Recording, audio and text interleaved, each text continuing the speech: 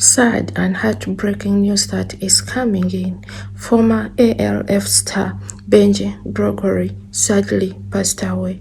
He was 46. Benji is remembered for having played young Brian Tanner in the 80s sitcom ALF. ALF is so many years ago, and you were such a little kid when you started to play Brian. Now, I'm very curious about how did you even land the role of Brian Tanner? How I acquired the role? Yes. Actually, it's funny because I went through a very long interview process where I actually ended up, I guess, winning the role. But yeah, it was a long process, and it ended up finally in a high-rise building in downtown Los Angeles, where it was actually between me and one other young child who was a little bit famous. He was known for his role in the movie Flatliners. Oh, classic movie. Yeah, so it was between me and him. And they chose you. They ended up choosing me. Luckily. Absolutely. Now, do you remember how did they explain your character, or what did they tell you what the show is going to be about? Because I try to imagine ALF was a pretty different sitcom than your average sitcom. What did they explain to you?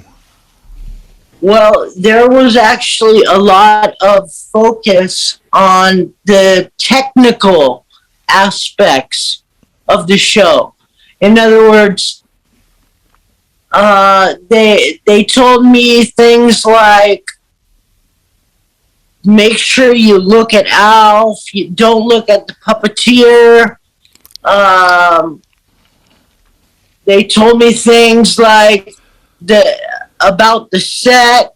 The set was actually built above about 5 feet off the ground, so just so ALF would have a platform to move around and make sure that he was able to go into certain positions and all of that. And so all these things were explained to me ahead of time to make sure that I knew what was going to be coming ahead. You know, you just mentioned ALF. How difficult was it for you to interact with basically a non-existent real person? Because and this is something that I'm telling many people at my age group. I tell them all, you gotta rewatch ALF. It really holds up. And the chemistry between you and ALF feels so genuine. Like you really feel like ALF is a real person. You are interacting with a real person. It seems like the two of you really enjoy each other's company, and he's sort of your big brother in some regards. How tough was it for you as a kid to interact with ALF? It actually became not too difficult. I can't quite recall like the early interactions, but I can tell you that it became quite natural to interact with a puppet and, you know, look at his face and then make sure that I knew what was going on and everything. Yeah, it became quite natural to interact with ALF. Interesting. Very interesting. Can you recall when was the first time that you realized that you were part of a hit show? Because ALF was huge. Actually, I don't really remember any moment or anything like that where I became aware of some of ALF being a big hit. I do remember that they brought in the Nielsen ratings the day after they came out. So we were always competing with a show called Major Dad. Oh, I don't know if anybody remembers of that. course, of course. But it was about like a Marine officer who was a father, and he interacted with his family in I guess in like a Marine way. I don't know.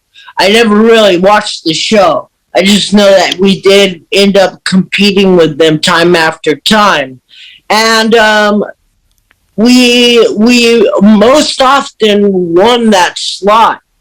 We actually did end up winning that slot for, I think it was Monday night primetime NBC, and yeah, that's how it was. And there's no question which show, in hindsight, is the bigger and the longer lasting show. Yeah. Alf is still popular even until today. As I told you before, I'm living in Germany, and we got all the Alf DVDs still in the shops and everything. The younger generation buying the DVDs and stuff. And I personally feel that the show is really holding up well. So my question to you now is, when was the last time that you watched an Alf episode?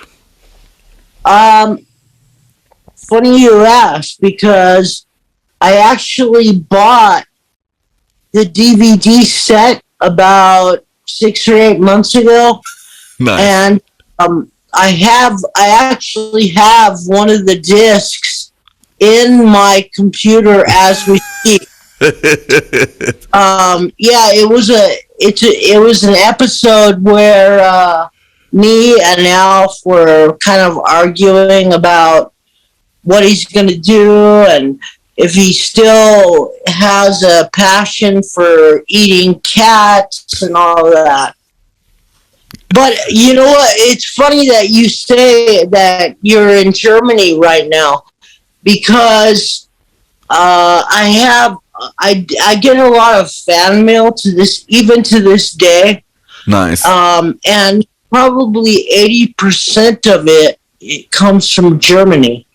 Benji was found dead together with his service dog in a car, and it is said that he might have passed away following what they termed as a vehicular heatstroke in Arizona Bank area in Phoenix. He died in June. There hasn't been any clear details on his funeral arrangements, but TAJ News Media promises to keep you posted in case there is anything officially reported. Our thoughts goes out to Benji's family and loved ones, and may his soul rest in eternity. Thank you for watching this video till this far, and please be reminded to subscribe and turn on the bells so that you don't miss out on anything that we upload. I love you guys, and keep safe. Bye bye.